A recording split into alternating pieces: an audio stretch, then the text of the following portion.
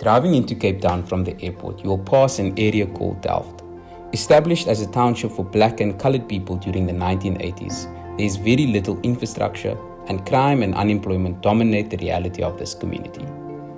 But in the year 2000, this is where former Christchurch congregant Clive McMinn and his wife Glenda chose to start the Bettaway Community Church.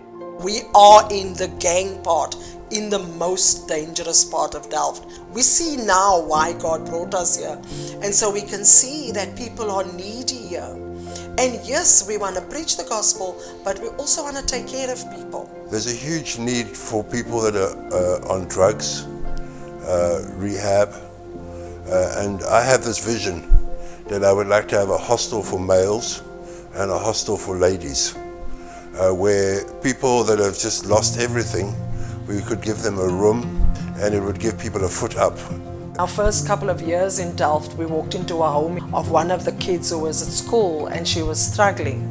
And what we found was that there was no table, there was no place for her to do her homework.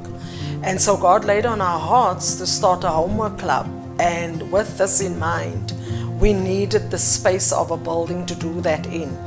Bettaway Community Church moved into its building in 2018.